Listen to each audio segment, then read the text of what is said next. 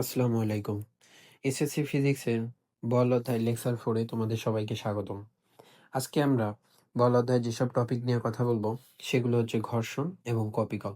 কপিকল টপিকটা তোমাদের জন্য অনেক ইম্পর্টেন্ট এবং ঘর্ষণটাও তোমাদের জানা লাগবে। এই সম্পর্কেও তোমাদের অনেক পড়াশোনা আছে। ঠিক আছে? তাহলে চলো ভাইয়া আমরা আমাদের প্রথম টপিক ঘর্ষণ দিয়ে শুরু করি। ঘর্ষণ কি ভাইয়া? ঘর্ষণ অর্থাৎ ফ্রিকশন, তাই না? ঘর্ষণ প্রধানত ৪ প্রকার। কি, কি ঘর্ষণ ভাইয়া? স্থিতি ঘর্ষণ, গতি ঘর্ষণ, আবর্ত ঘর্ষণ এবং প্রবাহী ঘর্ষণ। তাহলে ঘর্ষণ কয় প্রকার? ঘর্ষণ ৪ প্রকার। স্থিতি ঘর্ষণ, গতীয় ঘর্ষণ, আবর্ত ঘর্ষণ এবং প্রবাহী ঘর্ষণ। স্থিতি ঘর্ষণ কি? স্থিতি ঘর্ষণ হচ্ছে বস্তু স্থির থাকা অবস্থায় যে ঘর্ষণ বল কাজ করে সেটাই হচ্ছে কি? স্থিতি ঘর্ষণ। অর্থাৎ বস্তু যখন স্থির আছে সেই অবস্থায় যে ঘর্ষণ কাজ করবে সেটাই হচ্ছে কি? স্থিতি ঘর্ষণ। যেমন একটা কি মাটিতে একটা ভারী বাক্স রাখা আছে, ধাক্কা দিলেও নড়ছে না। এই অবস্থায় সেটা যে ঘর্ষণ বলটা কাজ করবে সেটাই হচ্ছে কি? স্থিতি ঘর্ষণ। ধরো এইখানে আমরা একটা ভারী বস্তু এম রাখছি। ঠিক আছে? এই বস্তুটা ধরো একটা আমরা তক্তার উপর রাখছি। তো এই তক্তাটার উপর এই বস্তুটা রাখার পর তুমি এই বস্তুটার উপর F পরিমাণ বল এইদিকে দিতেছো। ঠিক আছে? তুমি যেদিকে বল প্রয়োগ করবা ঘর্ষণ বল তার বিপরীত দিকে কাজ করবে। তাহলে ঘর্ষণ বল কাজ করবে কোন দিকে? এই দিকে। যেহেতু স্থিতি ঘর্ষণ সেহেতু আমরা লিখতেছি Fs। ওকে? এই বস্তুর ভরটা কোন দিকে কাজ করবে ভাইয়া? এই বস্তুর ভরটা কাজ করবে সোজা নিচের দিকে, তাই না? mg পরিমাণ নিচের দিকে, mg পরিমাণ ওজন দিয়ে নিচের দিকে কাজ করবে। আচ্ছা, এই তক্তাটা এই বস্তুটাকে সেম পরিমাণ ধাক্কা উপরের দিকে দিবে না নিউটনের তৃতীয় সূত্র অনুযায়ী ক্রিয়া প্রতিক্রিয়া। এই প্রতিক্রিয়া বলটা mg পরিমাণে উপরের দিকে দিবে, যেটাকে আমরা r দ্বারা প্রকাশ করি। ঠিক আছে? তাহলে এই যে বস্তুটার উপর তুমি কি করতেছো? এই বস্তুটার উপর তুমি F পরিমাণ বল এইদিকে দিতেছো। ঘর্ষণ বল কাজ করতেছে কি কোন দিকে? বিপরীত দিকে। অবশ্যই ঘর্ষণ বল সবসময় প্রকৃত বলের বিপরীত দিকে কাজ করে। তাহলে ঘর্ষণ বল কোন দিকে কাজ করবে? Fs এই দিকে বিপরীত দিকে কাজ করতেছে। বস্তুর ওজন কাজ করতেছে কোন দিকে? নিচের দিকে। এই বস্তুটা এই তক্তার উপর যে পরিমাণ ওজন দিতেছে অর্থাৎ যে পরিমাণ বল দিতেছে এই তক্তাটাও বস্তুটাকে সেম পরিমাণ বল উপরের দিকে দিতেছে। অর্থাৎ ক্রিয়া এবং প্রতিক্রিয়া বল যেহেতু সমান সেহেতু এইখানেও mg পরিমাণ বল দিতেছে। ঠিক আছে? এখন ভাইয়া এখন আসো। এই যে ঘর্ষণ বল এই Fs, এই Fs ভাইয়া হচ্ছে প্রতিক্রিয়া বলের সমানুপাতিক। প্রতিক্রিয়া বলের কি ভাইয়া? সমানুপাতিক। অর্থাৎ Fs সমানুপাতিক R। ঠিক আছে? ঘর্ষণ বল কার সমানুপাতিক? প্রতিক্রিয়া বলের সমানুপাতিক। তাহলে Fs এই প্রতিক্রিয়া বলটা তুমি যদি সমানুপাতিক চিহ্ন উঠাই দাও তাহলে তুমি কি পাবা? তাহলে তুমি পাবা হচ্ছে মিউ। ঠিক আছে? মিউ। এই মিউটা হচ্ছে কি ভাইয়া? এই মিউ হচ্ছে ঘর্ষণ সহগ। মিউ হচ্ছে কি?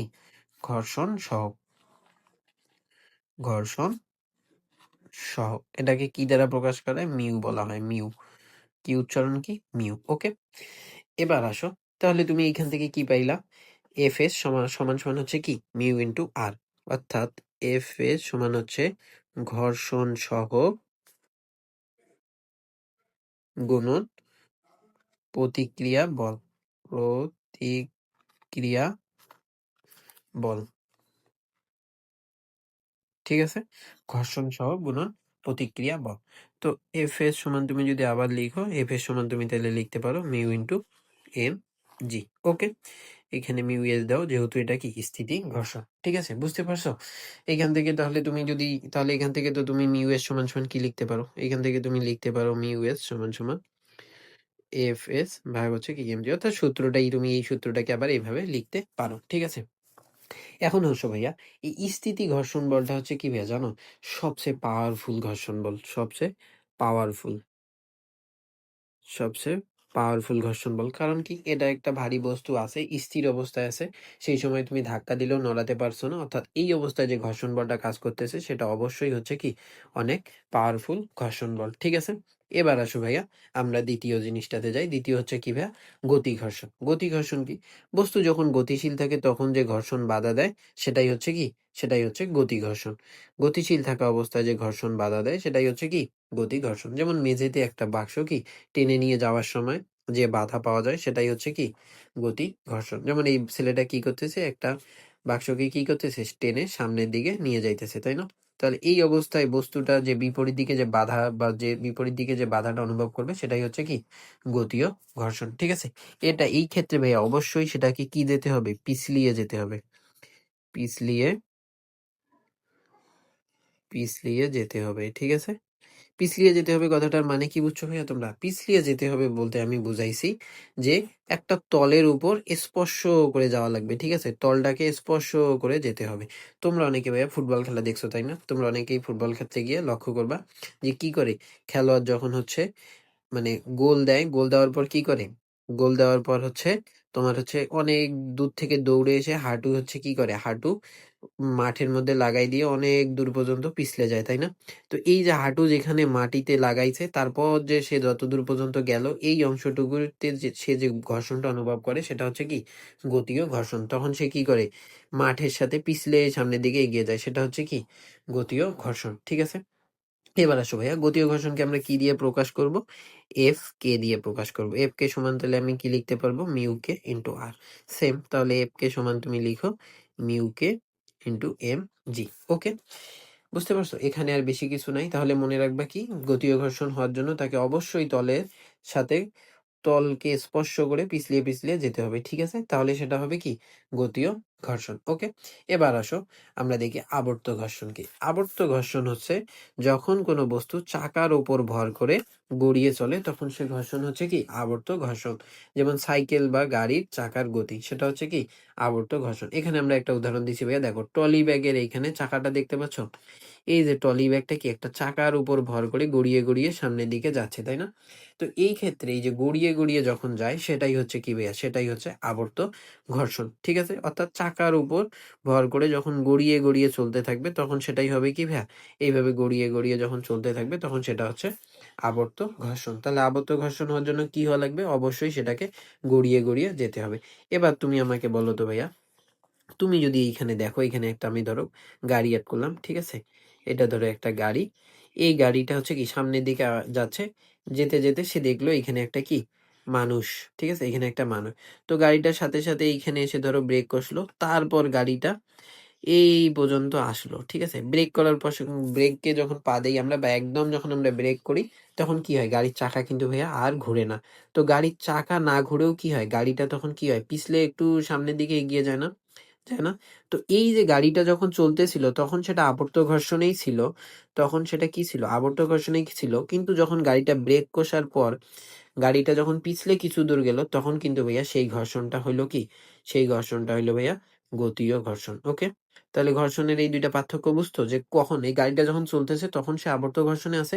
কিন্তু যখন ব্রেক কষলো, ব্রেক কষার পরে যখন যে গাড়িটা এই যে পিছলে, পিছলে যাচ্ছে মানে পিছলিয়ে যাচ্ছে তখন হচ্ছে কি? সেটা হয়ে যাচ্ছে ভাইয়া গতীয় ঘর্ষণ। ওকে? এবার আসো ভাইয়া প্রবাহী ঘর্ষণ। প্রবাহী ঘর্ষণ সম্পর্কে প্রবাহী নাম শুনেই বুঝতেছো। এটা কি? বায়বীয় বা তরল পদার্থের মধ্য দিয়ে যাওয়ার সময় যে বাধা অনুভব করে সেটাই হচ্ছে কি? প্রবাহী ঘর্ষণ। যেমন প্রাসুর দিয়ে নিচে নামার সময় যে বাধা সেটা হচ্ছে কি? প্রবাহী ঘর্ষণ। ওকে? এই পর্যন্ত যদি বুঝে থাকো, আচ্ছা এই যে আমরা যে আবর্ত ঘর্ষণ বললাম এইটা হচ্ছে ভাইয়া সবচেয়ে দুর্বল। ঠিক আছে? সবচেয়ে দুর্বল ঘর্ষণ। কেন সবচেয়ে দুর্বল ঘর্ষণ? কারণ একটা চাকা যদি কোনো কিছুর উপর থাকে তাহলে তুমি সেটাকে সহজেই মুভ করতে পারো, তাই না? সেখানে ঘর্ষণ বলগুলা যেখানে তোমার এই যে চলার পথে যে বিপরীত দিকে যে ঘর্ষণ বলগুলো আছে সেটা কি কম কাজ করে, তাই না? এর ফলে তুমি কি সহজে মুভ করো, তাই না? এজন্য কিন্তু আমরা ভারী বস্তুর নিচে যেমন এই ট্রলিটার ক্ষেত্রে যদি চিন্তা করো বা এই লাগেজটার ক্ষেত্রে যদি তুমি চিন্তা করো তাহলে কি? যদি এই চাকাগুলা না থাকতো তাহলে তোমার পক্ষে কিন্তু এত সহজে বহন করে নিয়ে যাওয়া সম্ভব ছিল না, তাই না? তাহলে কি হতো? তুমি যদি উপর দিয়ে নিয়ে যেতে তাও কষ্ট হতো বা একদম মাটির সাথে লাগাই লাগাই টানে নিয়ে যেতে তাও কষ্ট হতো। যখন চাকা আছে তখন সেটা কি হচ্ছে? তোমার জন্য বহন করা সহজ হয়ে যাচ্ছে। এইজন্য এই বলটা মূলত সবচেয়ে দুর্বল ঘর্ষণ বল, আবর্ত ঘর্ষণ। কারণ এটা কি? চাকার সাহায্যে ঘুরে, ঘুরে চলে। ফলে ঐরকম ঘর্ষণ বল কাজ করতে পারে না। এই যে এই ক্ষেত্রে ঘর্ষণের মান হচ্ছে কি? সবচেয়ে কম। ঠিক আছে ভাইয়া? এবার যদি এই পর্যন্ত বুঝে থাকো, এবার আসো ভাইয়া আমরা আরেকটা জিনিস দেখি সেটা হচ্ছে আনত তল বা হেলানো তলের ক্ষেত্রে। কি? আনত তল। ওকে? আনত তল। আনত তলের ক্ষেত্রে কি হয় ভাইয়া? আনত তলের ক্ষেত্রে যদি চিন্তা করো, আনত তল বা হেলানো তল তুমি যেটাই বলো না কেন, ধরো তুমি এইখানে একটা বস্তু, এই একটা তলের উপর একটা বস্তু রাখলা। ঠিক আছে? এইটা তোমাদের অত বিস্তারিত আমি বলব না। কারণ তোমাদের লেভেলে অত বিস্তারিত কিছু নাই। যতটুকু জানা দরকার ততটুকুই বলতেছি। ধরো এইখানে তুমি একটা তলের উপর একটা বস্তু রাখলা। এবার এই তলটাকে তুমি কি করলা? সামান্য একটু বাঁকাইলা। ঠিক আছে ভাইয়া? সামান্য একটু বাঁকাইলা। এইখানে এই যে ভূমির সাপেক্ষে তুমি সামান্য একটু কি করলা? বস্তুটাকে বা এই তক্তাটাকে কি করলা? বাঁকিয়ে নিলা। ওকে? এবার তুমি এইখানে একটা বস্তু রাখো। তো বস্তুটা যদি এইখানে রাখো ভাইয়া, তাহলে কি দেখতে পাবা? অর্থাৎ বস্তুটা তখন কোন দিকে নামার চেষ্টা করবে? যেহেতু হেলানো আছে, তাহলে বস্তুটা অবশ্যই কি করবে? এই দিকে বল অনুভব করবে, F বল। আর ঘর্ষণ বল কোন দিকে কাজ করবে ভাইয়া? অবশ্যই এর বিপরীত দিকে। Fs পরিমাণ ঘর্ষণ বল কোন দিকে কাজ করবে? বিপরীত দিকে কাজ করবে, তাই না? এবার দেখো তো ভাইয়া, এই যে তক্তা বা এইটার সাথে এই ভূমির একটা কি কোণ উৎপন্ন হয়েছে না ভাইয়া? সেই কোণটা হচ্ছে কি? থিটা কোণ না? সেই কোণটা হচ্ছে কি? থিটা কোণ না?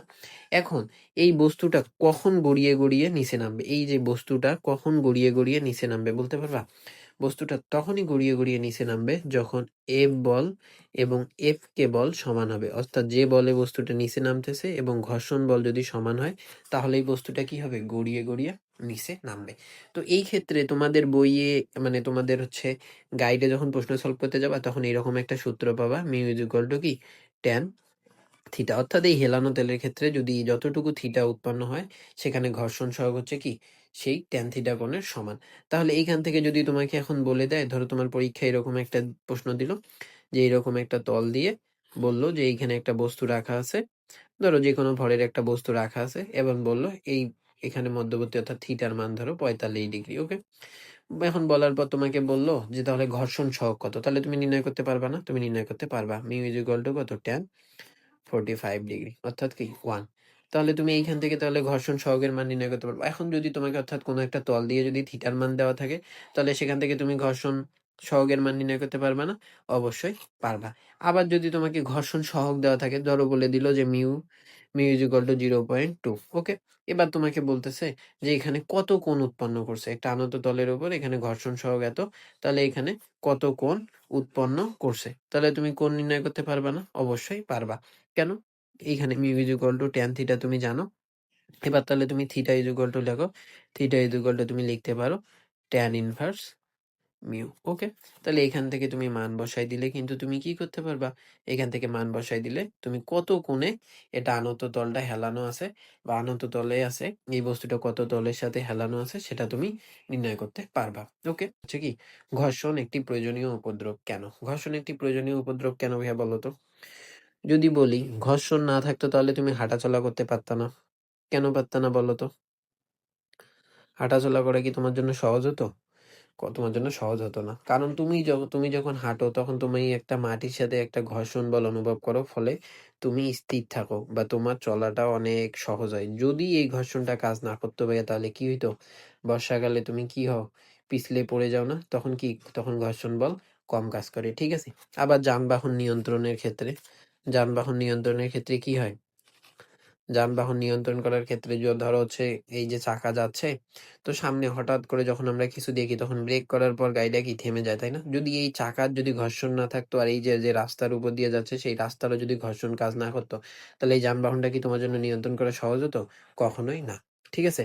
তারপরে দৈনন্দিন অনেক কাজকর্মেই হচ্ছে কি ঘর্ষণের প্রয়োজনীয়তা রয়েছে। এই জন্যই মূলত কি বলা হয়? ঘর্ষণকে একটি প্রয়োজনীয় উপদ্রব বলা হয়। এগুলা তোমরা হচ্ছে পড়বা। তোমাদের পরীক্ষার জন্য মার্কে আসতে পারে ঘর্ষণ কেন প্রয়োজনীয় উপদ্রব ব্যাখ্যা করো। আবার ঘর্ষণের ক্ষতিকর দিকগুলা কি কি ভাইয়া? ঘর্ষণের যদি ক্ষতিকর দিক বলি, তাহলে কি হইতে পারে বলো তো? ক্ষতিকর দিক, এই ঘর্ষণের কারণে কি হয়? যখন একটা ইঞ্জিন চলতে থাকে তখন কি হয়? ইঞ্জিনটা ক্রমান্বয়ে এই ঘর্ষণের কারণে কি হয়? প্রথমত ইঞ্জিন ক্ষয় হয়। আবার কি হয়? এই ইঞ্জিন চলতে চলতে কি হয়? ঘর্ষণের ফলে সেখানে তাপশক্তি উৎপন্ন হয়, তাই না? ফলে শক্তির কি হয়? শক্তির অপচয় হয়। শক্তির অপচয় হয় না? শক্তির অপচয়। আবার কি হয়? জুতা বা টায়ার বা যে যন্ত্র, এই যে আমরা হাঁটা চলার সময় আমাদের যে জুতা পরি, সেই জুতা কি হয়? আস্তে আস্তে ক্ষয়ে যেয়ে কি হয়? জুতাটা নষ্ট হয়ে যায়। আবার টায়ার কি হয়? টায়ার রাস্তায় চলতে চলতে টায়ার কি হয়? ক্ষয়ে যায়, ফলে টায়ারটাও নষ্ট হয়ে যায়, তাই না? এটা হচ্ছে কি এর ক্ষতিকর দিক। আবার অতিরিক্ত তাপশক্তিও উৎপন্ন হয়। এগুলো হচ্ছে কি ক্ষতিকর দিক। ঠিক আছে? আবার ঘর্ষণ কিভাবে কমানো যায়, কিভাবে বাড়ানো যায়, এগুলা তোমরা হচ্ছে একটু বই দেখে পড়ে নিবা। ঠিক আছে? এবার আসো পরবর্তী টপিক, যেটা হচ্ছে তোমাদের জন্য অনেক ইম্পর্টেন্ট, সেটা হচ্ছে কপিকল। ঠিক আছে? কপিকলে আমরা হচ্ছে ৪-৫ টা টাইপ দেখব। তো এই ৪-৫ টা টাইপ দেখলেই মূলত হচ্ছে কপিকল রিলেটেড যত সমস্যা আছে তোমরা একদম মানে খুব সহজেই সমাধান করতে পারবা। কপিকলে তোমাদের আর কোনো ভয় থাকবে না আশা করি। তো কপিকলের টপিকটা একটু মনোযোগ দিয়ে দেখো। চলো আমরা তাহলে শুরু করি। প্রথম টপিকটা হচ্ছে ঘর্ষণহীন তল। ঠিক আছে? টাইপ 1 এ ঘর্ষণহীন তল যদি হয়, অর্থাৎ এই যে আমি বস্তুটা এখানে রাখছি, এই যে বস্তুটা এখানে রাখছি, এখানে আমরা কোনো তলে কোনো ঘর্ষণ অনুভব করতেছি না। এই বস্তুটা এই তলের সাথে কোনো ঘর্ষণ অনুভব করতেছে না। তাহলে কি রকম হবে? ধরো এই বস্তুটা এইখানে আমরা ধরি নেই, এইখানে হচ্ছে M1, এই বস্তুটার ভর M1 আর এই বস্তুটার ভর আমরা ধরি নেই M2। আচ্ছা, এই কালারটা এখানে বোঝা যাচ্ছে না? M2, ওকে। তাহলে M1 ভর আর এটা হচ্ছে কি M2 ভর। M1 ভরের বস্তুর ওজন কোন দিকে কাজ করতেছে ভাইয়া? M1 ভরের বস্তুর ওজন কাজ করতেছে এই দিকে, তাই না? mg। এই বস্তুটা এখানে কি বল কাজ করতেছে ভাইয়া? সেম পরিমাণ প্রতিক্রিয়া বল এখানে কাজ করতেছে। কি করতেছে? সেম পরিমাণ প্রতিক্রিয়া বল এইদিকে কাজ করতেছে, তাই না? এই ক্রিয়া প্রতিক্রিয়া বল সমান, তাই হচ্ছে আমরা এইখানে আমরা হিসাব করার সময় হচ্ছে এই ওজনটা আমাদের হিসাবের মধ্যে আনা লাগবে না, কারণ এখানে ক্রিয়া প্রতিক্রিয়া বল সমান, ফলে বস্তুটা যে অবস্থায় আছে অর্থাৎ এইখানে স্থির অবস্থায় আছে, তাই না? তো এই ক্ষেত্রে আমরা হচ্ছে কি করব না, আমরা এই ক্রিয়া প্রতিক্রিয়া বলকে আমাদের হিসাবে আনা লাগবে না। কিন্তু M2 বস্তুটার প্রতিক্রিয়া বল মানে ওজন কোন দিকে কাজ করতেছে ভাইয়া? M2 বস্তুটার ওজন কিন্তু কাজ করতেছে নিচের দিকে, ঠিক আছে? এটা হচ্ছে M2G। এবার দেখো ভাইয়া, এবার যদি তোমাদের বলি, এবার এই যে সুতার সাহায্যে আমি বস্তুটাকে ঝুলাই রাখছি, সুতার টান কোন দিকে ভাইয়া বলো তো? সুতার টান কোন দিকে? সুতার টান হচ্ছে উপরের দিকে, তাই না? সুতার টান হচ্ছে উপরের দিকে, ঠিক আছে? এখানে টিকে আমরা কি লিখলাম? সুতার টান, ঠিক আছে? টেনশন, ওকে। সুতার টান কোন দিকে কাজ করতেছে? উপরের দিকে। আবার এই যে বস্তুটা M1 বস্তুটা যে সুতার সাথে যুক্ত আছে, সেটা কোন দিকে টান কাজ করতেছে? সুতার টান কিন্তু সেটা এই দিকে কাজ করতেছে। অর্থাৎ এই M2 বস্তুটার জন্য M2 বস্তুটা নিচের দিকে নামার চেষ্টা করতেছে, সুতাটা তাকে কোন দিকে টানতেছে? উপরের দিকে। এই জন্য সুতার টান কোন দিকে? উপরের দিকে। আবার M1 বস্তুটাকে কি করতেছে? এই সুতাটা এই দিকে নিচে নামাই আসতেছে। কেন নিচে নামাই নিয়ে আসতেছে? এইখানে আমরা যদি এইখানে কখন নিচে নামাই আসবে? যখন হচ্ছে M2 গ্রেটার দেন M1, ওকে। এটা কোন ক্ষেত্রে? যখন M2 বড় হবে। অর্থাৎ M2 বড় হলেই তো কি হবে? M2 যদি বড় না হয় তাহলে তো এইখানেই বস্তুটা এই অবস্থায় থাকবে। যেহেতু M2 বড়, সেহেতু M2 নিচের দিকে নামতেছে আর M1 কে কিভাবে করতেছে? এই দিকে সামনের দিকে এগিয়ে নিয়ে যাচ্ছে, ওকে। এবার এবার দেখো, এবার কি হচ্ছে ভাইয়া? এই M2 বস্তুটা নিচের দিকে নামতেছে যত ত্বরণে, M2 বস্তুটা যদি A ত্বরণে নিচের দিকে নামে, কি ত্বরণে? M2 বস্তুটা যদি A ত্বরণে নিচের দিকে নামে, M1 বস্তুটা A ত্বরণে সামনের দিকে এগিয়ে যাবে। বুঝতে পারছো এখানে কি কি হচ্ছে? এখানে কয়েকটা জিনিস হচ্ছে, যদি আরেকবার আমি তোমাদের দেখাই একটু এগুলা মিশাই দিয়ে, তাহলে আরেকবার একটু লক্ষ্য করো সবকিছু। তুমি এবার আমি মিশিয়ে দেওয়ার পর তুমি নিজে নিজে চিন্তা করবা, তারপর আমার সাথে মিলাই নিবা, ঠিক আছে? M2 বস্তুর ওজন কোন দিকে কাজ করতেছে? M2 বস্তুর ওজন কাজ করতেছে নিচের দিকে, ঠিক আছে? M2 বস্তুটাকে সুতা কোন দিকে টানতেছে? উপরের দিকে, ঠিক আছে? M1 বস্তুটার ওজন কোন দিকে কাজ করতেছে? নিচের দিকে, ঠিক আছে? আবার M1 কে প্রতিক্রিয়া বল কোন দিকে? যেহেতু তক্তার উপর আছে, সেটা হচ্ছে কি M1G, ওকে। এই দুইটা প্রতিক্রিয়া বল যেহেতু সমান, সেটা এই দুইটা আমাদের হিসাবের মধ্যে আমরা আনবো না, ওকে। এবার কি হইতেছে?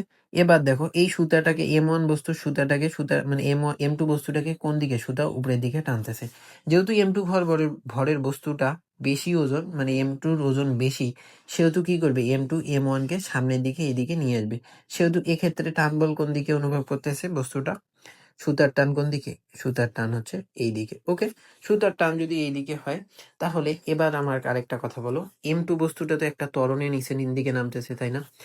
M2 বস্তুটা যদি ভাইয়া A ত্বরণে নিচে নামে, তাহলে M1 বস্তুটা কি করবে? সেম ত্বরণেই সামনের দিকে এগিয়ে যাবে, তাই না?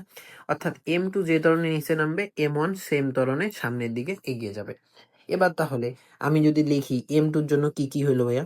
M2 র জন্য যদি আমি লিখি, M2 র জন্য কি কি হইলো? ধরো M2 এর জন্য, M2 এর জন্য, ওকে। M2 এর জন্য কি? M2 G নিচের দিকে কাজ করতেছে, সুতার টান কোন দিকে? উপরের দিকে, অর্থাৎ এর বিপরীত দিকে, মাইনাস সুতার টান। তাহলে এখানে কি পরিমাণ বল তুমি কাজ পাইতেছো? F M1 M2 A, ওকে। তাহলে কি পরিমাণ কাজ হলো? অর্থাৎ এটা হচ্ছে কি? এটা মূলত হচ্ছে F is equal two MA থেকে, ঠিক আছে? F এখানে হচ্ছে কি? নিট বল। এখানে নিট বল কত? অর্থাৎ নিট বলটা হচ্ছে M2 যে নিচের দিকে কাজ করতেছে, সেখান থেকে সুতাকে উপরের দিকে একটা টান দিতেছে, সুতা উপরের দিকে একটা টান দিতেছে, ফলে কি হইতেছে? বস্তুটা M2 A ত্বরণে নিচের দিকে নামতেছে, ঠিক আছে? ওজন এইটা, সুতার টান এইটা, ওজন থেকে সুতার টান আমরা বাদ দিতেছি, ফলে এইটা কি পাইতেছি? যে ত্বরণে বস্তুটা নিচে নামতেছে, ওকে। এবার M1 এর জন্য কি হইতেছে? M1 এর জন্য এটাকে আমরা 1 নম্বর সমীকরণ দেই। M1 এর জন্য কি হইতেছে? M1 এর জন্য যেহেতু এই যে ক্রিয়া প্রতিক্রিয়া বলের আমাদের হিসাব নেই, তাহলে আমরা এখানে ওইটা নিয়ে আমাদের কোনো চিন্তা নাই। তাহলে M1 এর জন্য কি হইতেছে? M1 এর জন্য এই যে বস্তুটা T1, অর্থাৎ সুতার টান কি? T, তাই না? সুতার টান এইদিকে কাজ করতেছে, বস্তুটাও এইদিকে যাইতেছে, অর্থাৎ সুতার টান কি বস্তুটার উপর প্রভাব ফেলতেছে, সুতাও এইদিকে টানতেছে, বস্তুটাও এইদিকে যাইতেছে। তাহলে এই বস্তুটা কোন পথে যাইতেছে? এম এ ত্বরণে সামনের দিকে আগায় যাচ্ছে। এখানে আমরা এই যে mg তে এগুলার হিসাব করলাম না কেন বলো তো ভাইয়া? কারণ এখানে ক্রিয়া প্রতিক্রিয়া বল সমান, তাই আমাদের এই ওজনের হিসাবটা আমাদের নেওয়া লাগতেছে না। ওকে, এইটা যদি 2 নাম্বার সমীকরণ হয়, তাহলে তুমি এবার লিখো টি এর মান 1 নং সমীকরণে বসিয়ে পাই। কি পাও? বসাও m2g minus m1a is equal to কত? m2a। এবার তুমি এইটাকে m2g ইজ ইকুয়াল টু কি? m1a plus m2a। ওকে, এইখান থেকে যদি তুমি এবার কি কমন নাও, এখান থেকে যদি তুমি a কমন নাও, তাহলে তুমি কি লিখতে পারবা? m1 plus m2 is equal to কি থাকে? m2g। তাহলে a সমান তুমি কি লিখতে পারবা? a সমান তুমি লিখতে পারবা m2g ভাগ হচ্ছে কি m1 প্লাস m2। তাহলে এইখানে আমরা কি পাইলাম ভাইয়া? এইখানে আমরা পাইলাম বস্তুটা কত ত্বরণে নিচে নামবে এবং বস্তুটা কত ত্বরণে এদিকে সামনের দিকে এগিয়ে যাবে। তোমার এখানে আমরা এ নিয়ে কাজ করতেছি কেন বলো তো? এ নিয়ে কাজ করতেছি কারণ তোমার এখানে ভর দেওয়াই থাকবে। তারপরে যেহেতু হচ্ছে জি এর মান তুমি জানো, এখানে জানা, তাহলে হচ্ছে টান বল, টান বলের হিসাবও আমাদের হিসাব আনা লাগতেছে না। তাহলে আমাদের মূলত এখানে বস্তুটা এই ধরনের প্রশ্নই আসে যে বস্তুটা কত ত্বরণে নিচে নামবে, ঠিক আছে, বা এই বস্তুটা কত ত্বরণে সামনের দিকে এগিয়ে যাবে। তো এইখান থেকে তুমি ত্বরণের হিসাবটা পাইছো, ঠিক আছে। তাহলে আমরা ত্বরণ বার করলে কিভাবে, বুঝতে পারছো? এবার আসো সেম জিনিসটাই আমরা দেখবো হচ্ছে ঘর্ষণযুক্ত তলে। এই যে এখানে আমরা ঘর্ষণ দিয়ে দিয়ে দিয়ে বুঝেছি যে এগুলো হচ্ছে কি ঘর্ষণ। ওকে, এই বস্তুটার ভর আমরা কি ধরছি? m2। ওকে, এই বস্তুটার ভর কি? m1। ঠিক আছে, m2 কোন দিকে কাজ করতে যাবে? নিচের দিকে। m2g, m2g যদি নিচের দিকে, এই সুতা বস্তুটাকে কোন দিকে টানতেছে? উপরের দিকে। এই সুতাটা কোন দিকে? বস্তুটা যেহেতু m2 ভর বেশি, m2 ভর m1 এর থেকে বেশি, তাহলে m1 এই সুতাটা কোন দিকে টানতেছে? এই যে টি বলে সামনের দিকে টানতেছে। এখানে আমরা mg-র হিসাবটা আনতেছি কিনা কেন আবার তোমরা মনে করো তো? কারণ এখানে ক্রিয়া প্রতিক্রিয়া বল সমান, তাই আমরা এটা আমাদের আনার কোনো প্রয়োজন নেই। ওকে, এবার এই বস্তুটার ঘর্ষণ বল অবশ্যই কোন দিকে কাজ করবে? এইদিকে এফএস পরিমাণ ঘর্ষণ বল কাজ করবে। সেটা এখানে কি ঘর্ষণ বল এইদিকে কাজ করতেছে, কারণ বস্তুটা কোন দিকে যাচ্ছে? এইদিকে, তাই না? বস্তুটা যাচ্ছে এইদিকে, তাহলে ঘর্ষণ বল কোন দিকে কাজ করবে? এফএস এইদিকে কাজ করবে। ঠিক আছে, এবার যদি এইটুকু বুঝে থাকো ভাইয়া, তাহলে সেম জিনিস তোমার আগের মতো হিসাব তুমি লেখো m2 এর জন্য। m2 এর জন্য আরেকটা জিনিস যদি বলি, তাহলে এই বস্তুটা কি কোন ত্বরণের নিচের দিকে নামতেছে? এ ত্বরণের নিচের দিকে নামতেছে। এটা যদি এ ত্বরণের নিচের দিকে নামে, তাহলে এই বস্তুটা কি ত্বরণের সামনের দিকে আগাবে? এ ত্বরণের সামনের দিকে এগিয়ে যাবে, তাই না? তাহলে m2 এর জন্য তুমি কি পাচ্ছ? m2 এর জন্য সেম জিনিস পাচ্ছ, m2g। টান বল কোন দিকে? উপরের দিকে। তাহলে তুমি কতটুকু পরিমাণ বল পাচ্ছ? m2 a পরিমাণ। ঠিক আছে, এটা হচ্ছে m2 এর জন্য। তাহলে m1 এর জন্য তুমি কি পাচ্ছ? m1 এর জন্য, m1 এর জন্য এটাকে লিখো 1 নাম্বার সমীকরণ। m1 এর জন্য তুমি কি পারছো? m1 এর জন্য তুমি পারছো এখানে টান বল কোন দিকে? এইদিকে, তাই না? এই যে টান বল, টান বলটা কি ঘর্ষণ বলটাকে কি করতেছে? ঘর্ষণ বলের চেয়ে ঘর্ষণ বলটাকে পিছিয়ে দিয়ে ও সামনের দিকে এগিয়ে যাচ্ছে, অর্থাৎ ঘর্ষণ বলের চেয়ে এখানে কি টান বলটা বেশি। তাহলে আমরা টান বল থেকে কি বল বিয়োগ করব? ঘর্ষণ বলটা বিয়োগ করব। তাহলে আমরা কি পাবো? বস্তুটা কি পরিমাণ বল এইখানে হয়েছে। ওকে, অর্থাৎ টান বলটা সামনের দিকে এগিয়ে যাচ্ছে, টান বলের কারণে বস্তুটা কি সামনের দিকে এগিয়ে যাচ্ছে। ঘর্ষণ বল কোন দিকে কাজ করতেছে? বিপরীত দিকে কাজ করতেছে। সেহেতু আমি যদি টান বল থেকে ঘর্ষণ বলটা আমি বিয়োগ করে দেই, তাহলে আমি কি পাবো? বস্তুটা কত ত্বরণে সামনের দিকে এগিয়ে যাচ্ছে, অর্থাৎ এ ত্বরণে যদি সামনের দিকে এগিয়ে যায়, তাহলে আমি লিখতে পারি m1a। ওকে, ঠিক আছে, এটা যদি বুঝে থাকো। এবার ভাইয়া, এবার তাহলে তুমি এইখানে কি করো? তুমি এইখানে 1 নং আর 2 নং সমীকরণ যদি যোগ করো, তাহলে তুমি কি পাবা? এইটা যদি আমি যোগ করে দেখাই, তাহলে m2g minus T is equal to কি m2a ইন্টু কত? T minus F S is equal to কত? m1a। ওকে, এইটা যদি এখন তুমি যোগ করো, দেখো তুমি এইখানে কি প্লাস টি মাইনাস টি, আর এখানে হচ্ছে কি প্লাস টি কাটা, তাহলে তুমি এখানে কি পাচ্ছ? m2g minus F S is equal to কি m2a প্লাস m1a। ওকে, এইখানে তুমি এইটা পাইলা। এবার যদি তুমি এইখানে এইটা পাও, তাহলে তুমি এইখানে দেখো, এখান থেকে তুমি আবার a common now. A common নিলে কি পাবা? m2 plus m1 is equal to কি পাবা? m2g minus F S. Okay, M two G minus কি মাইনাস এফ এস। ওকে, এবার যদি এটা হয় তাহলে তুমি আবার লিখো তখন এ সমান তাহলে কি পাচ্ছ, তখন এ সমান তুমি পাচ্ছ M two G minus F S is equal to কত, M one plus M two. Okay, আবার তুমি এফ এস সমান তুমি কি লিখতে পারো, আমরা যেটা লিখলাম এখানে কি লিখলাম, এম টু জি। এফ এস সমান তুমি কি লিখতে পারো, এফ এস সমান তুমি লিখতে পারো মিউ। এইখানে এফ এসটা কার ঘর্ষণের বিপরীত, কার ক্ষেত্রে কাজ করতেছে ভাইয়া, এম ওয়ান এর ক্ষেত্রে কাজ করতেছে না, তাহলে এম মিউ ইন্টু কি এম ওয়ান জি। ওকে, কেন এম ওয়ান জি লিখছি বুঝতে পারছো তো, এখানে হচ্ছে কি এই এফ ওয়ান হচ্ছে ঘর্ষণ বলটা কার, কোন কোন ভরের ক্ষেত্রে কাজ করতেছে, এম ওয়ান এর ক্ষেত্রে কাজ করতেছে না, তাই হচ্ছে এর প্রতিক্রিয়া বল কোনটা, প্রতিক্রিয়া বল এই যে আর হচ্ছে কি এম ওয়ান জি, তাই না, ঘর্ষণ বল কার সমান, ঘর্ষণ বল হচ্ছে কি প্রতিক্রিয়া বলের সমানুপাতিক না, প্রতিক্রিয়া বল আর সমান এখানে কি আর সমান হচ্ছে কি এম জি। ওকে, এইটা হচ্ছে অর্থাৎ আগের আমরা ঘর্ষণের যে সূত্রটা লিখছি সেইটাই মূলত এখানে করছি। ওকে, নিচে হচ্ছে কি নিচে হচ্ছে M one plus M two. Okay, তাহলে তুমি ঘর্ষণ থাকলে এখানে কিভাবে তুমি বস্তুটা কি পরিমাণ ত্বরণ কাজ করতেছে সেটা নির্ণয় করতে পারবা, খুবই সহজ ভাইয়া। মোট কথা দেখা যায় নিচে হচ্ছে ভরগুলার যোগ, উপরে হচ্ছে কি, উপরে হচ্ছে যে বস্তুটা নিচের দিকে নামতেছে সেই বস্তুটার ওজন, যদি ঘর্ষণ থাকে সেই ঘর্ষণের ঘর্ষণ বলটা বিয়োগ হয়ে যায়। ওকে, এবার যদি আসো ভাইয়া এই দুইটা টাইপ যদি তোমরা বুঝে থাকো, এবার তোমাদের জন্য সবগুলা টাইপই হচ্ছে কি এইটা মূলত বেসিক, মানে এই কথাগুলো যদি বুঝে থাকো তাহলে বাকি টাইপগুলো তোমাদের জন্য সেম, কোনো কথা নাই। এইখানে দেখো ভাইয়া, এইখানে তুমি কি দেখতেছো, এইখানে তুমি দেখতে পাচ্ছ যে এখানে হচ্ছে কি দুইটা বস্তু কিন্তু নাই, এবার হচ্ছে কয়টা ভাইয়া বস্তু, তিনটা বস্তু। ধরি এই বস্তুটার নাম দিলাম আমরা এম ওয়ান, এইটাকে আমরা দিই এম টু, আর এইটাকে দিই কি এম থ্রি। ঠিক আছে, এবার ভাইয়া তুমি হচ্ছে এইখানে লিখো যদি বস্তুটার ভর এম ওয়ান বস্তুর ভর যদি কি হয় এম টু চেয়ে বেশি হয়, এবং এম টু এর ভর যদি কি হয় এম থ্রির চেয়ে বেশি হয়, তাহলে মূলত যে কাজটা হবে তাহলে সেটা দেখো তো এখানে কি হবে, এম ওয়ান বস্তুর কি ভর বেশি, তাহলে এম ওয়ান বস্তুটা কি নিচের দিকে নামবে, তাই না, নিচের দিকে নামবে কি পরিমাণে, এম ওয়ান জি পরিমাণ বল নিচের দিকে নামবে। ওকে, এটা যদি ওজন কি দিকে কাজ করবে, নিচের দিকে কাজ করবে, এবং বস্তুটা কি নিচের দিকে নামবে। এই বস্তুটা যদি নিচের দিকে নামে, এম ওয়ান বস্তুটা যদি নিচের দিকে নামে, তাহলে এম ওয়ান বস্তুটা কি করবে, এম থ্রিকে এই দিকে টানবে না, এম থ্রিকে এই দিকে টানবে। আবার এম টু এম থ্রির চেয়ে হচ্ছে কি, এম থ্রির চেয়ে হচ্ছে কি এম টু এর ওজন কি বেশি, এই দিকে যদি এইটা যায়, আবার এইটা কি করবে, এইটা হচ্ছে সামনের দিকে এইটাকে টেনে নিয়ে যাবে, কারণ এম ওয়ান এর বস্তুর ভর সবচেয়ে বেশি, তাই না, তো এইটা এইদিকে টানবে, এটা আবার এইটাকে এইদিকে টানবে। ঠিক আছে, এটা যদি এইটাকে এইদিকে টানে, তাহলে তুমি এইখানে আবার লিখো এম ওয়ান এম টু কোন দিকে কাজ করবে, এম টু জি নিচের দিকে কাজ করবে। এখানে সুতার টান কোন দিকে ভাইয়া, সুতার টান যদি এইটা হয়, তুমি এই টানটাকে টি ওয়ান ধরো, যেহেতু এখানে দুইটা বস্তু আমরা ঝুলাইছি, এই টানটা টি ওয়ান হলে এই দিকে যে টানটা সেটা হচ্ছে কি টি ওয়ান। এবার এই সুতার টানটা কোন দিকে কাজ করতেছে ভাইয়া, এই এম টু এর ক্ষেত্রে এই সুতার টানটা কোন দিকে কাজ করতেছে, অবশ্যই এই দিকে, তাই না, এইটারে যদি টি টু দাও, এই সুতার টানটা আবার এই বস্তুটাকে কোন দিকে, এই দিকে, এই বস্তুটা কোন দিকে টানতেছে, এই এম টু বস্তুটা এই সুতাটাকে কোন দিকে টানতেছে, নিচে এই দিকে, তাই না, এটা হবে কি টি টু। বুঝতে পারছো ভাই এখানে কি কি হইলো মূলত, এম ওয়ান বস্তুটা কি করতেছে, এম ওয়ান বস্তুটা একে এই যে নিচের দিকে নামবে, যেহেতু এম ওয়ান বস্তুর ভর বেশি, তাহলে এম থ্রি কেও সে কি করবে এইভাবে টেনে নিয়ে আসবে।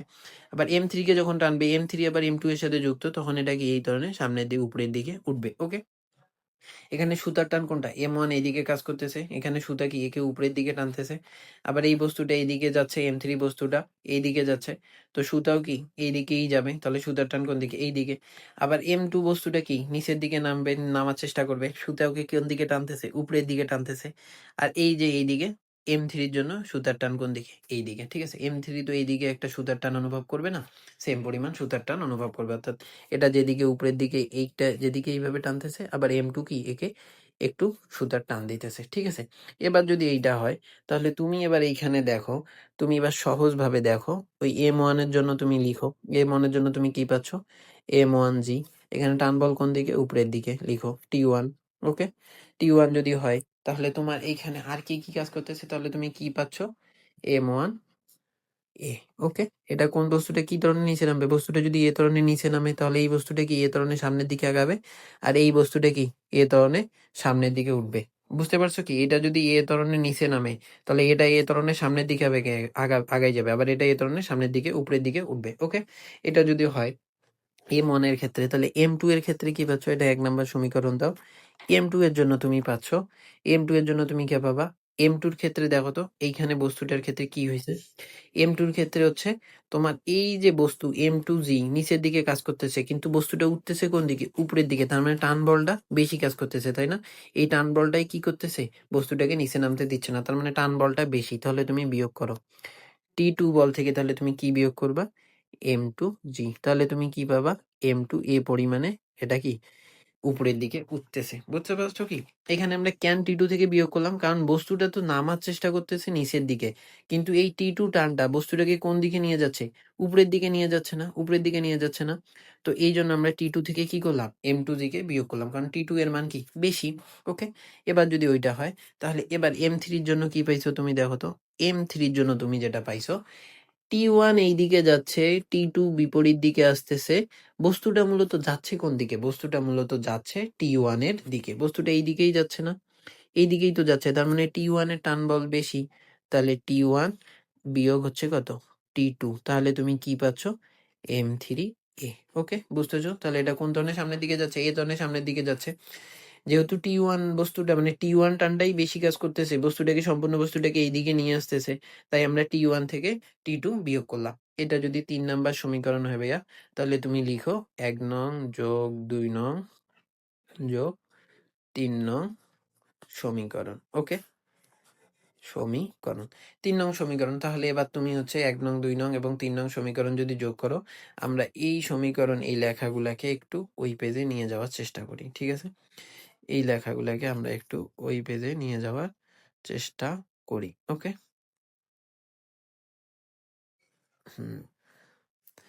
এই যে তুমি ওইখানে এই ৩ টা সমীকরণ পাইছিলা, তাই না? এই ৩ টা সমীকরণ পাইছিলা। তাহলে এই সমীকরণগুলো এখন তুমি যদি যোগ করো, এটা কত ছিল? ৩ নাম্বার সমীকরণ, তাই না? ১, ২, ৩ নাম্বার। তো এবার যদি যোগ করো M1G minus T1 is equal to কি? M1A। এখানে পাইতেছো কি? T2 minus M2G is equal to কত? M2A। নিচে হচ্ছে কত? T1 minus T2 is equal to কি? M3A। এটা যদি যোগ করো তাহলে এখানে কি দেখতে পাচ্ছ? এই যে প্লাস T1, এই প্লাস T1 মাইনাস T1 কাটা, এই প্লাস T2 মাইনাস T2 কাটা। তাহলে এখানে কি থাকতেছে? M1G minus M2G is equal to কত? M1A প্লাস M2A প্লাস হচ্ছে কত? M3A। ওকে? এইখান থেকে এবার তুমি কি কমন নিবা? এখান থেকে তুমি এবার A কমন নিবা। A যদি কমন নাও তাহলে কি পাবা? A যদি কমন নাও তাহলে তুমি এখানে পাবা M1 plus M2 plus M3 is equal to কি পাচ্ছ? M2 M1G minus M2G। ওকে? তাহলে এবার লিখো ত্বরণে A সমান তাহলে কি? A সমান হচ্ছে ভাগ করে দাও M1G মাইনাস M2G ভাগ হচ্ছে কত? M1 plus M2 plus M3। ওকে? তাহলে এবার যদি ৩ টা বস্তু থাকে তাহলে কিভাবে ত্বরণ নির্ণয় করবা বুঝতে পারছো? যদি ৩ টা বস্তু থাকে তাহলে কিভাবে ত্বরণ নির্ণয় করবা বুঝতে পারছো? সরি, কিভাবে ত্বরণ নির্ণয় করবা বুঝতে পারছো? এইটা যদি বুঝে থাকো ভাইয়া, এবার সেম টপিকটায় আমি তোমাকে বলবো যে ঘর্ষণ আছে। এবার কি বলবো? এবার আমি তোমাকে বলে দিছি যে এই টপিকটা তুমি এখন গেইছো, তুমি তো আগের বার তো ঘর্ষণ হিসাব করো নাই। এবার আমি তোমাকে এখানে ঘর্ষণ দিয়ে দিলাম। ঠিক আছে? এখানে ধরো ঘর্ষণ আছে, মিউ কিছু একটা আছে। ঠিক আছে? এবার যদি ভাইয়া ঘর্ষণ থাকে তাহলে তুমি ভাইয়া আগের এই তো এটা তোমার নিজের করা উচিত। তাও আমি তোমাকে একটু যদি বলি, এটাতে আমি বলে দিচ্ছি ভাইয়া, এইটা হচ্ছে কি সেম ধরো, এটা হচ্ছে M1, এটা হচ্ছে কি M2, এটা হচ্ছে M2 আর এটা হচ্ছে কি M3।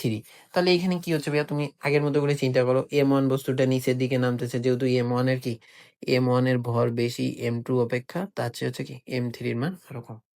ওকে? তাহলে M1 এর ওজন কাজ করতেছে কি নিচের দিকে। এই যে সুতাটা কোন দিকে কাজ করতেছে? সুতাটা বস্তুটাকে টানতেছে কোন দিকে? উপরের দিকে, তাই না? উপরের দিকে টানতেছে। ধরি এটা T1 এ টানতেছে। এই সুতাটা আবার এই বস্তুটাকে যাইতেছে কোন দিকে? এই দিকে একটা টান অনুভব করতেছে M3। ওকে? M3 এইদিকে T1 এ এদিকে একটা টান অনুভব করতেছে।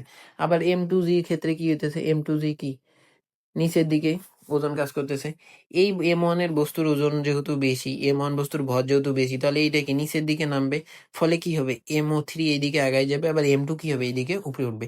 এক্ষেত্রে যে সুতার টানটা আছে কি M2 উপরের দিকে একটা টান অনুভব করতেছে সুতার টান T2, আবার M3 এর কারণে এইখানে একটা টান অনুভব করতেছে কি MT2, ঠিক আছে? Sorry T2।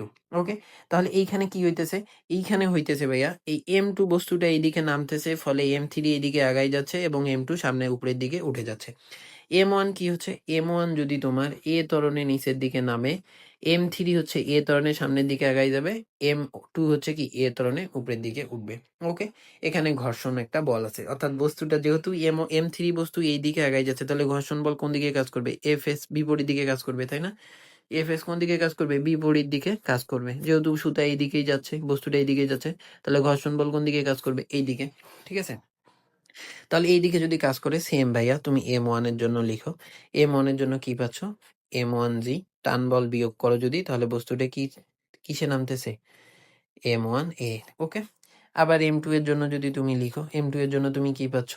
M2 এর জন্য তুমি পাচ্ছ হচ্ছে, কি লিখবো আমরা? T2 থেকে বিয়োগ করব। কেন বলো তো?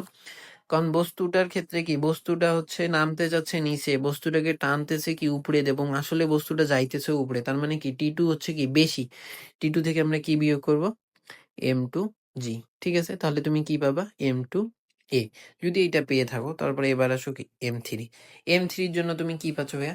M3 এর জন্য দেখো তো, এই বস্তুটা কি T1 এইদিকে একটা বল অনুভব করতেছে, এইদিকে M3 কি করতেছে? এইদিকে একটা টান অনুভব করতেছে, আবার এইদিকেও একটা টান অনুভব করতেছে। অর্থাৎ T1 টান অনুভব করতেছে, T2 টান অনুভব করতেছে। মূলত এই দুইটা টান অনুভব করার পরেও বস্তুটা যাচ্ছে কোন দিকে? বস্তুটা যাচ্ছে T1 এর দিকে, অর্থাৎ T1 বলের মান বেশি। তাই আমরা কি করব? T1 বিয়োগ T2। এইখানে কি শেষ ভাইয়া? না, এইখানে আরেকটা বল আছে। সেটা হচ্ছে কি ভাইয়া? সেটা হচ্ছে এই যে তোমার Fs বল। ঠিক আছে? কি বল? Fs বল। এই যে ঘর্ষণ বলটা আছে, সেটা কোন দিকে? সেটা তো হচ্ছে বিপরীত দিকে, তাই না? Fs। ওকে? তাহলে কি M3a। বুঝতে পারছো কি?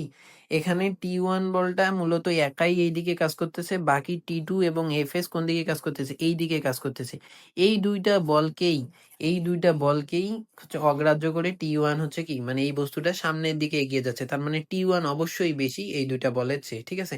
এই জন্য T1 থেকে আমরা কি করলাম? মূলত এই দুইটা বল বিয়োগ করে দিলাম।